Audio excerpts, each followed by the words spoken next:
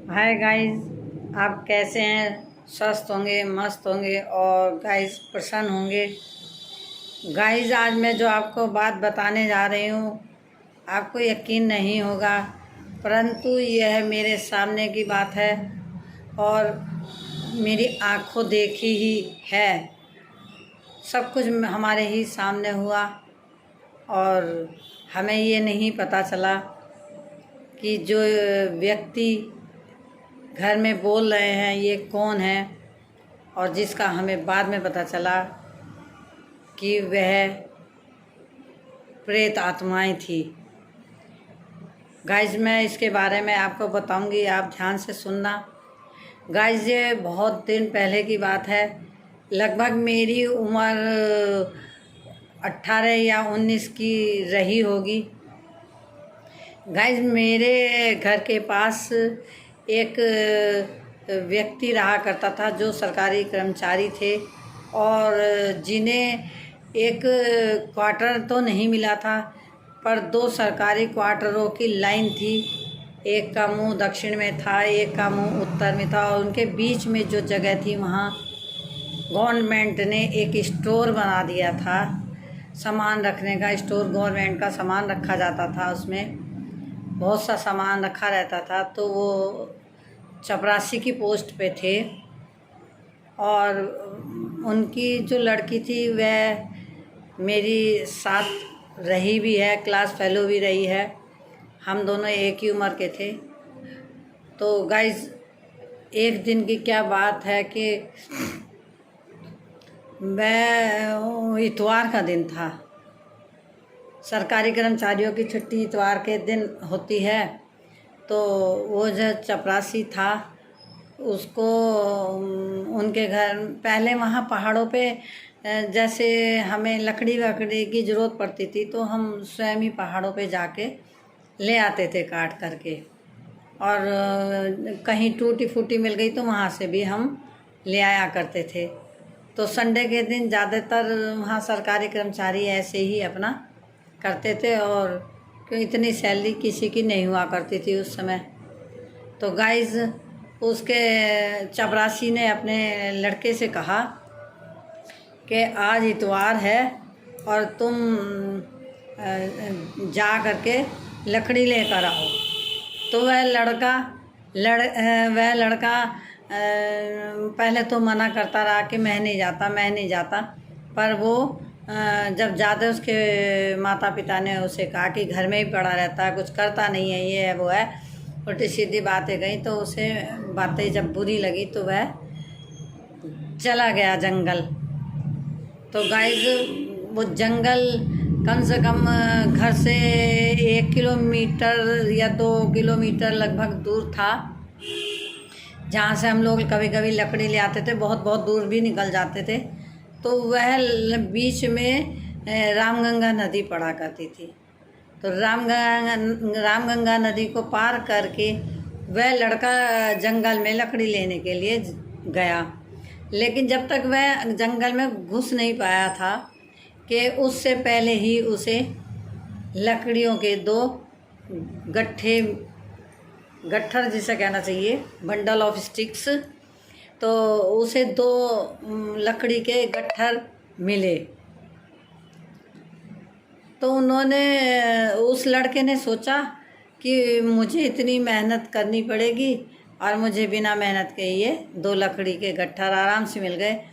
तो उसने इधर उधर चारों तरफ घूम घूम कर देखा, तो उसे वहाँ कोई भी व्यक्ति नज़र नहीं आया और वह अपने लकड़ी के गट्ठर दोनों लेकर अपने घर आ गया। गाइस, जब वह घर आ गया तो उस समय सुबह का समय था जब वो लकड़ी लेने गया था। तो उसने ला के लकड़ी, गीली लकड़ी थी, तो उसने ला के लकड़ी अपने घर के कुछ तो आंगन में डाल दी शायद, और कुछ उसने अपना एक टीन सेट था उनका, काफ़ी ऊंचा था वह। मेरा ख्याल है 12-13 फुट लंबा ऊंचाई पे होगा वो टीन सेट, जो गवर्नमेंट ने उन्हें रहने के लिए दे रखा था। वो उसी में चौकीदार की वो सारी फैमिली रहा करती थी, जो कि हम बहुत अच्छी तरह परिचित थे। और जहाँ उनका वो रहने का मकान था, उस मकान के आंगन में हमारी खिड़की खुली हुई थी। हमारे भी सरकारी क्वार्टर मिला हुआ था और उसकी खिड़की भाई को क्वार्टर मिला हुआ था और हम भाई के साथ रहते थे, क्योंकि हमारे बचपन में ही पापा ख़त्म हो गए थे। तो हमारे भाई को बहुत छोटी उम्र से ही सर्विस करनी पड़ी थी। तो हम सारे बहन भाई 6-7 बहन भाई और हमारी माँ, हम 8 जने अपने भाई के पास रहने लगे, छोटे छोटे। मेरी उम्र बहुत कम थी, होगी 2 साल के लगभग होगी मेरी। लेकिन वहाँ रहते रहते जब मैं इतने साल की हुई तो ये हमारे सामने हादसा हुआ। तो उनके जो क्वार्टर की लाइन थी, हमारी जो क्वार्टर की लाइन थी, उस लाइन में मतलब हमारे मकान के अंदर एक खिड़की थी जो कि उनके आंगन में खुल रही थी। तो उन्होंने हमारे को, जिससे हमें कुछ उन्हें पता ना चले कि वो अंदर क्या कर रहे हैं, अपने घर में क्या नहीं, तो उन्होंने हमारी खिड़की के थोड़ा सा दूर पे 1.5-2 मीटर की दूर पे एक टीन लगा दी, जिससे हम उनको ना देख सकें, उनके घर का आना जाना, खाना पीना। उन्होंने शर्म के मारे वो एक टीन खड़ी कर दी थी। तो गाइस वो लड़का लकड़ी के गट्ठर ले आया और वह लकड़ी उसने कुछ छत पे सुखा दी और कुछ शायद उसने आंगन में सुखा दी। और गाइस वो टीन सेट जो होता है वो टेपर में था।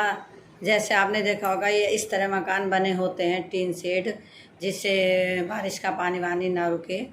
और इस तरह के सरकारी स्टोर था, वो गोदाम था। तो वो उन्होंने लकड़ी सुखा दी। तो वो कुछ लकड़ी उसमें पीछे की एक आध लकड़ी उनमें शायद पीछे गिर गई होगी, जो कि उन्हें पता नहीं चला। गाइस सारा दिन आराम से बीत गया।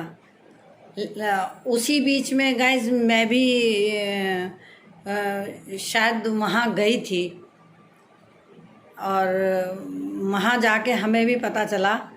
और मैं इसलिए गई थी क्योंकि मेरी एक दोस्त थी जिसके पापा फॉरेस्ट रेंजर थे और वहाँ डीएफओ की कोठी भी थी। तो हम लोग अक्सर जंगल में, वहाँ पे सुनसान पड़ा रहता था, पेड़ थे बरगद पीपल के, उनके नीचे टेबल टेनिस वगैरह कुछ ये रैकेट बल्ला हम लोग खेलते रहते थे। तो फॉरेस्ट रेंजर जो थे उनकी लड़की थी और डीएफओ की लड़की, बच्चे होते थे, तो हम खेल रहे थे। तो कोठी थोड़ी सी उस सड़क से ऊंचाई पे थी।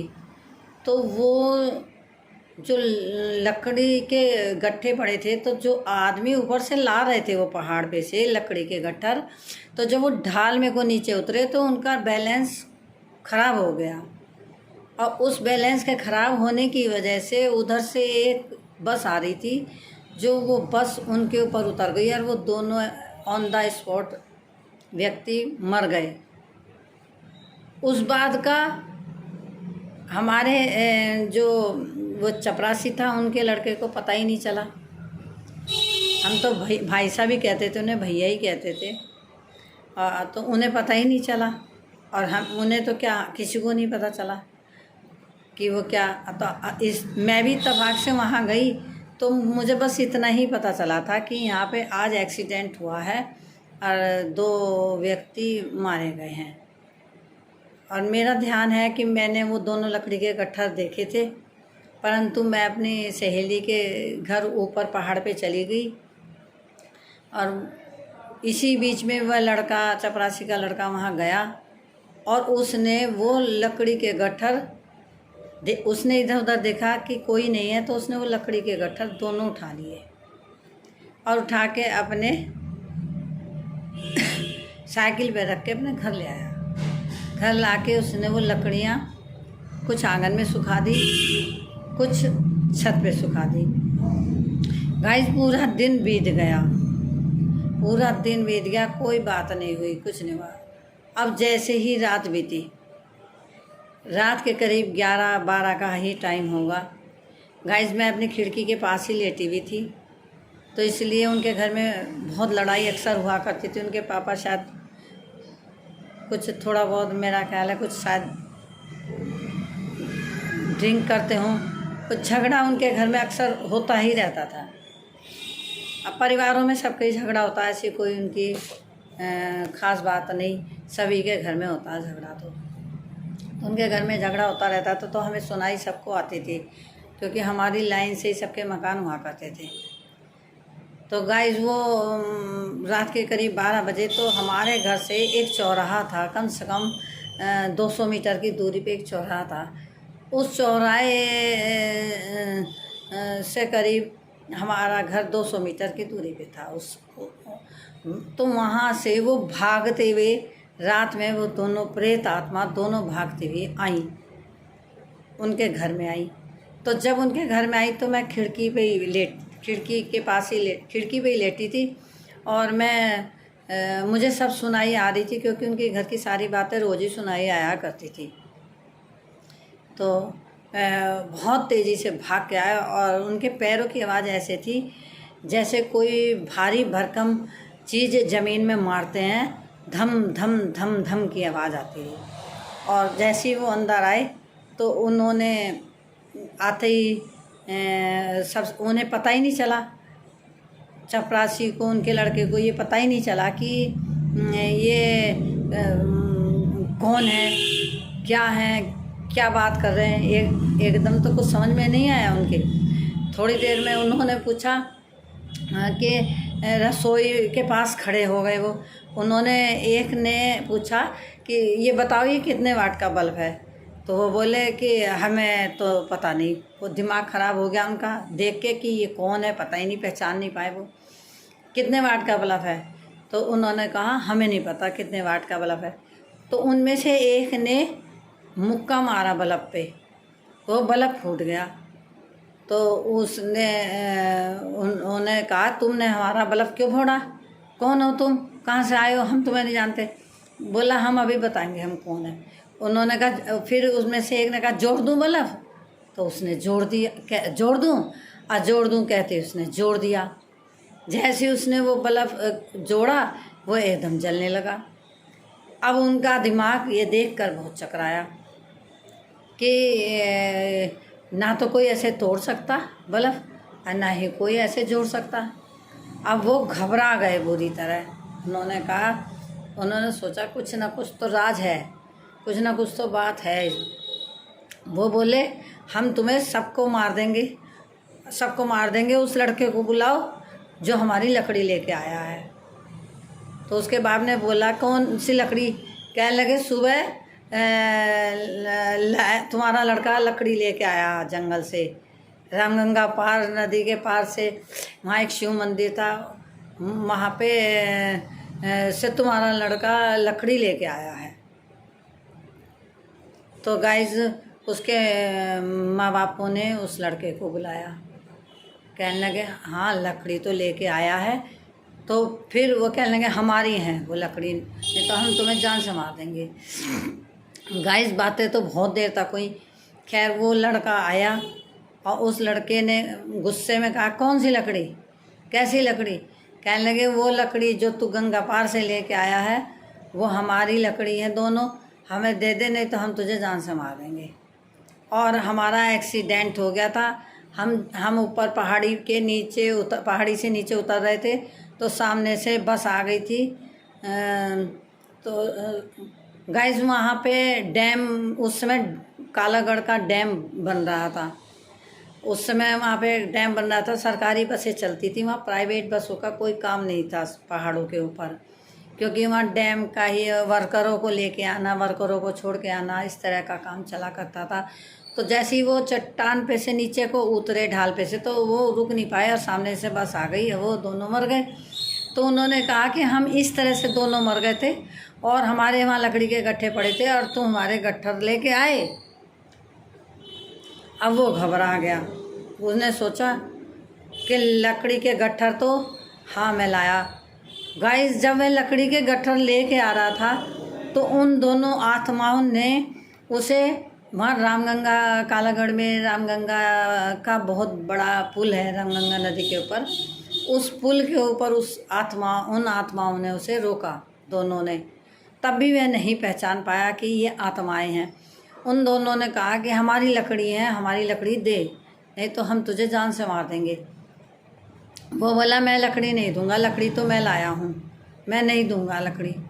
उन दोनों ने उसके साथ बहुत लड़ाई करी, बहुत मारा पीटा, बहुत करा। उसे पता ही नहीं चला कि ये दोनों प्रेत आत्मा हैं और वह भी उनसे लड़ता रहा। तफाक की बात ऐसी हुई कि गाड़ी आ रही थी उधर से, तो उसमें लाइट जल रही थी, गाड़ी में, बस में लाइट जल रही थी। और जैसी वो लाइट उन प्रेत आत्माओं के ऊपर पड़ी तो वो दोनों प्रेत आत्मा एकदम गायब हो गई। जैसी वो दोनों आत्मा गायब हो गई तो उसका दिमाग परेशान हो गया।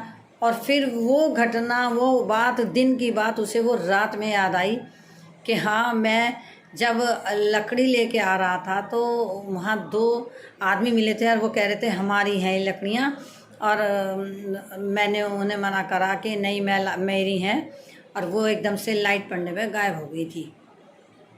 तो वह डर गया। उसके माता पिता ने कहा कि इनकी लकड़ी दो। तो जितनी लकड़ी थी उन्होंने, गाइस, वो लकड़ियाँ सारी उन्होंने दे दी। अब वो वहाँ से कम 200 मीटर की दूरी पे वो लकड़ी अपनी सब ले गए, प्रेत आत्मा दोनों उठा के ले गए। और गाइस, ये सारी बातें मैं अपने कानों से सुन रही थी। मुझे नहीं पता था कि ये प्रेत आत्माएं बोल रही हैं आज इनके घर में। मैंने सब बातें सुनी। तो मैं उनके घर में, हम लोग तो दिन में गए, फिर तो सारी कॉलोनी उनके घर गई कि इनके साथ क्या हुआ क्या नहीं हुआ। और मैं तो सारी रात सुनती रही, क्योंकि मुझे उनके घर में झगड़ा होता रहता था तो नींद नहीं आती थी। और वो उस दिन अजीब सी घटना हुई थी तो मुझे अजीब सा लग रहा था कि क्या हो रहा है, पता हमें भी अनुमान नहीं था। तो वो लकड़ी उन्होंने दे दी। तो करीब 200 मीटर दूरी पे जा कर के उन्होंने वो लकड़ियाँ गिनी, प्रेत आत्माओं ने। तो उनमें 2 लकड़ी कम थी, जो कि उनका चपरासी जो थे, उनका जो मकान था टीन सेट का, तो वो इस तरह था। तो उन्होंने इधर लकड़ी सुखाई थी तो इधर से 2 लकड़ी फिसल के पीछे चली गई। पीछे भी बहुत जंगल सा था, उसमें नीचे गिर गई।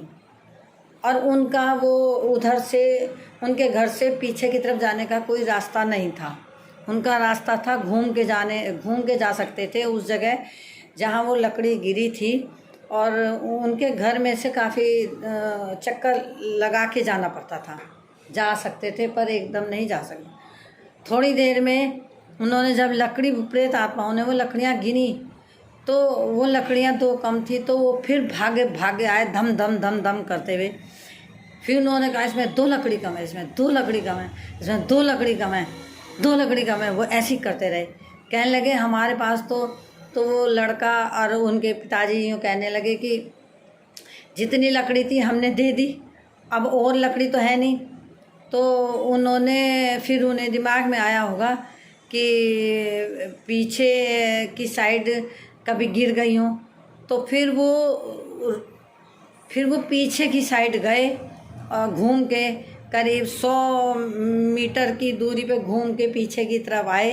क्योंकि जो लाइन थी, सरकारी क्वार्टरों की लाइन थी, एक ऐसे थी, एक ऐसे थी, एक ऐसे थी, और बीच में उनका मकान बना था और जो कि बंद था। तो इनकी पीछे की तरफ गिर गई वो लकड़ी। फिर वो 100 मीटर की दूरी कम से कम घूम के, उनका वो पीछे का हिस्सा था, वो गए घूम के। उन्होंने वहाँ पे सदा सुहागन एक पेड़ होता है जंगलों में, सदा सुहागन, बहुत से लोग जानते होंगे, उसका जामुनी रंग का फूल आता है। तो वहाँ पे बहुत घने पेड़ थे। वहाँ पे सांप बिच्छू का भी बहुत डर रहता था। ये कालागढ़ पौड़ी गढ़वाल की बात है। तो वहाँ पे एक पेड़ भी था सिंबल का। तो हम छोटे छोटे थे तो अक्सर लोग कहा करते थे कि इस पे भूत रहते हैं, जब भूत रहते तो उधर की तरफ हम लोग जाया भी नहीं करते थे, रात की तरफ डर लगता था। अब उन्होंने बेचारों ने कैसे ना कैसे फिर वो उधर गए। उन्होंने वो लकड़ियाँ ढूंढी और ढूंढ करके फिर वो लकड़ी लेके आए। और उन्होंने शायद 1 दिन का टाइम दिया था कि कल को हम आएंगे और अगर तुमने लकड़ी नहीं दी तो हम तुम्हें ख़त्म कर देंगे। या शायद वो उसी दिन ही लकड़ी ले आए, फिर उसके पापा लकड़ी उन्होंने ढूंढी, वो लकड़ी लाए, फिर वो दोबारा आए और वो अपनी लकड़ी 2 लेके गए। उन्होंने कहा अब तुम्हारी लकड़ी पूरी हो गई? कहने लगे हाँ हमारी लकड़ी पूरी हो गई, अगर हमारी लकड़ी नहीं मिलती तो हम इसे ख़त्म कर देते। गाइस आपको यकीन नहीं आएगा, वो चले गए और जाने के बाद उस लड़के की इतनी हालत ख़राब हुई, इतनी हालत ख़राब हुई, वो खाट पे से वो ज़ोर ज़ोर से वो उछलने लगा और उन्हें इतना तेज़, भैया को बुखार हो गया, इतना तेज़ बुखार हो गया। अगले दिन जब कॉलोनी में ये बात सबको पता चली तो बहुत भीड़ लग गई, बहुत भीड़ लग गई और लोग आने जाने लगे। उसी समय उनके घर जब भीड़ हो गई थी तो कुछ दिन पहले शायद उनके घर उनकी हाँ उसी भैया की शादी हुई थी, तो उनके लड़के की, भैया की जो भाभी थी, हमारी भाभी कहते थे हम, भाभी, तो वो बाथरूम में नहाने गई होंगी तो उन्होंने अपना मंगलसूत्र उतार के रख दिया होगा। तो वो मंगलसूत्र पता नहीं उनके घर कौन आया कौन नहीं, वो चोरी करके ले गया, सोने का था शायद। तफाक से जब उस दिन अगले दिन जब इतनी भीड़ हुई और लोगों को पता चला रात इनके यहाँ प्रेत आत्मा आई थी, हम लोग भी गए, भाई हम वहीं थे, मैंने तो सारा अपने कानों से सुना था। और मैं उस जगह तफाक से उस दिन भी गई थी जहाँ वो लकड़ी के गट्ठर पड़े थे, तो मुझे किसी ने बताया था कि यहाँ आज एक्सीडेंट हुआ है और ऐसे ऐसे, और शायद मैंने वो लकड़ी के गट्ठर खुद भी देखे थे। और एक बार तो मेरे भी मन में आया था कि क्यों ना हम उठा लें, पर हमने वो नहीं उठाई।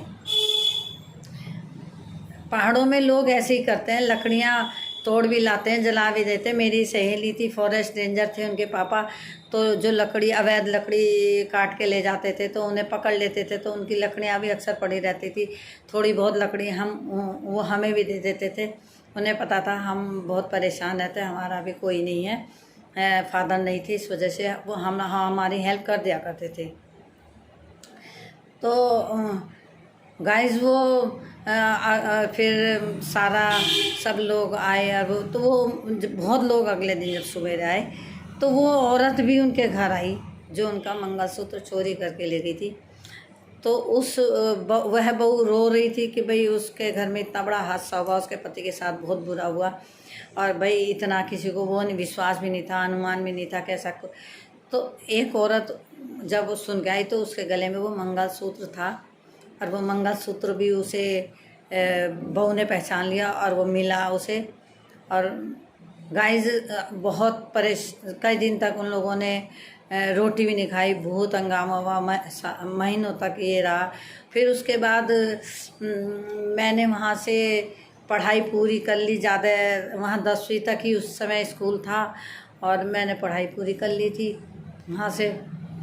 फिर उसके बाद हम लोग बाहर वहाँ छोड़ दिया था भाई, क्योंकि वहाँ डैम का भी काम पूरा हो चुका था और वहाँ के जो वर्कर थे उनकी नौकरी ख़त्म हो चुकी थी, मेरे भाई की भी नौकरी ख़त्म हो गई थी। फिर हमें वहाँ से वो जगह छोड़नी पड़ी, गवर्नमेंट ने सब वर्करों को निकाल दिया और बहुत हमें परेशानी का सामना करना पड़ा। गाइस वहाँ पे हम लोग रहते थे कि वहाँ पे कालागढ़ में एक एशिया का मट्टी का सबसे पहला डैम है जो वहाँ पर कालागढ़ पौड़ी गढ़वाल में है बना हुआ। तो इस वजह से वहाँ पे सरकारी नौकरियाँ सबकी अस्थायी रूप से सब कर रहे थे और जैसे वो डैम पूरा हुआ उनकी नौकरियाँ ख़त्म कर दी गई। हम भी उन्हीं में से एक थे, फिर हमारी भी नौकरी ख़त्म हो गई। फिर हम लोग अलग आ गए, वो लोग कहीं और चले गए।